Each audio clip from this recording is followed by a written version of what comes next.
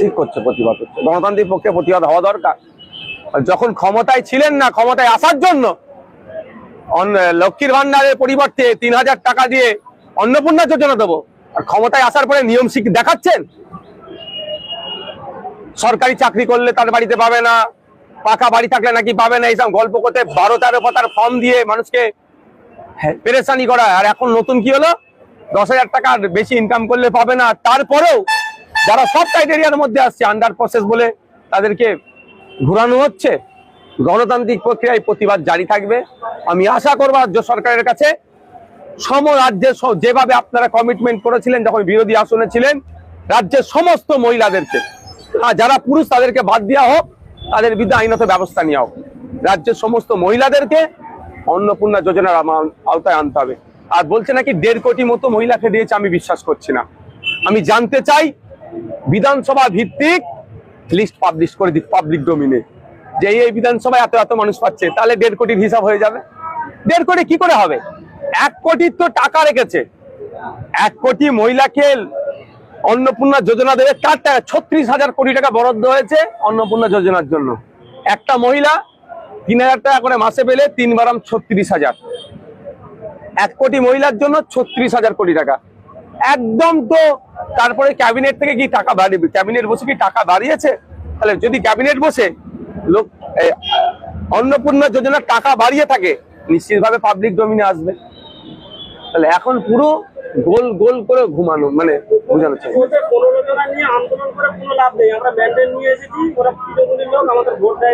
দেখুন, কে তৃণমূল, কে বিজেপি, কে আইএসএফ, সেটা বড় কথা নয়। উনি ঘোষণা করেছিলেন, তার দল প্রতিশ্রুতি দিয়েছিল বাংলার মহিলাদেরকে যে 1,500 নয়, আমরা 3,000 দেব। সেটা দিতে হবে। 15 জন। দেখুন, বৃষ্টির ফুটা কত বড় হয়। থোড়া থোড়া মিলকে বহুত হতা হয়। ওই 1 ফুটা বৃষ্টি কিন্তু ভাসিয়ে দেয়, বন্যা হয়ে যায়। আজকে 15 জন যদি থাকে, কালকে এটা 1.5 কোটিতে পৌঁছাতে বেশি টাইম লাগবে না। আর প্রতিবাদ খুব ছোঁয়াচে রোগ। প্রতিবাদটা খুব ছোঁয়াচে রোগ। এর রোগ যদি একবার ধরে যায় না, বিপদ আছে। তো আমি বলবো, গণতান্ত্রিক প্রক্রিয়ায় প্রতিবাদকে আমি সমর্থন করি।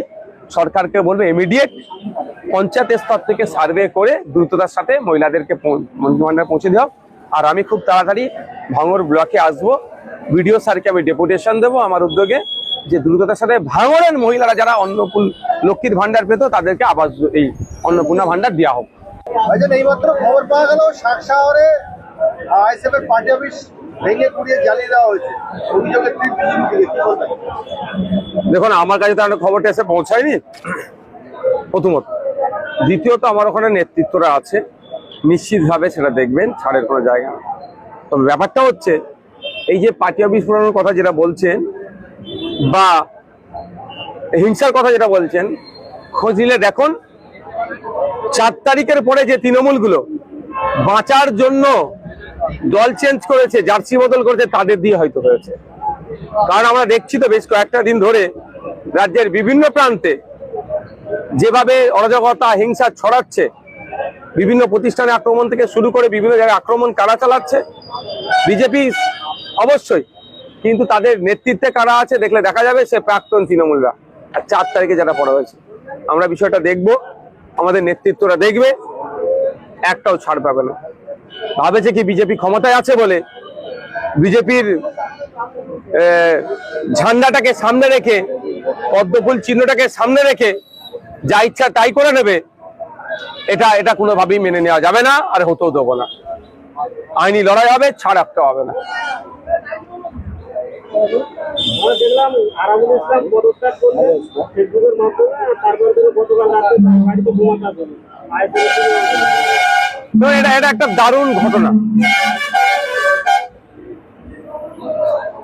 দল ত্যাগ করে গেলেন, গাড়িটা আক্রমণ হলো, স্বাভাবিকভাবে আইএসএফ এর বিরুদ্ধে অভিযোগ উঠবে, এটা স্বাভাবিক নিয়ম।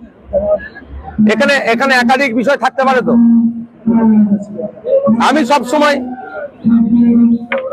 সবসময় হিংসার বিরুদ্ধে, আপনারা জানেন গতকালকে যে ঘটনা ঘটেছে তাকে কোনোভাবেই প্রশ্রয় দেবো না, কিন্তু কয়েকটা আমার প্রশ্ন থেকে যায়। কথায় আছে না, টাইমিং, এটাও তো হতে পারে,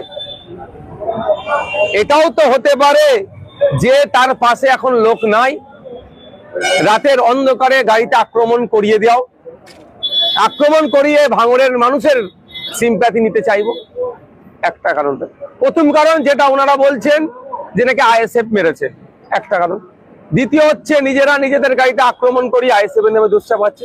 তৃতীয় হচ্ছে এখন যতই হাত মিলাক না কেন পুরাতন একটা আঁচকাঁচ কি আছে, কে বস হবে একটু বুঝার যদি থাকে বোঝে নেন, আমি নাম বলার প্রয়োজন বোধ করছি না। যতই ভেরি রিসেন্ট হাত মিলানো না, এটা পুরাতন আঁচকাঁচ কি আছে, কে কাকে জেল খাটিয়েছে তারাও ভালো করে জানে। সেই রাগটা মেটানোর জন্য হচ্ছে কি।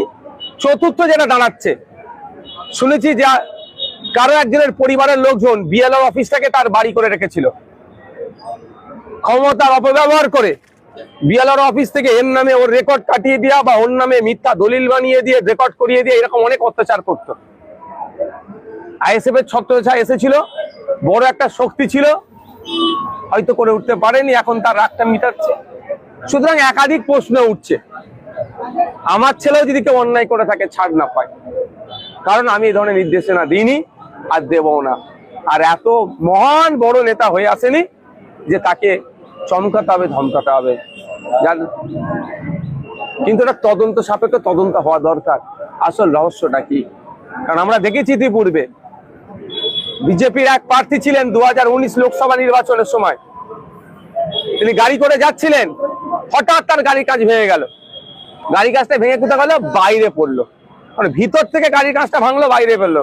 বাইরে থেকে কেউ যদি ইট ছুটতো, আমি এনার কথা বলছি না, এই বিষয়টা নয়, বিজেপির ওই প্রার্থীর কথা বলছি, মানে ওয়েস্ট বেঙ্গলে হয়েছে, তাহলে কাঁচটা ভেতরে যেত, মানে এই সিম্প্যাথি নেওয়ার জন্য। এক্ষেত্রে হয়নি কি তদন্ত সাপেক্ষ তদন্ত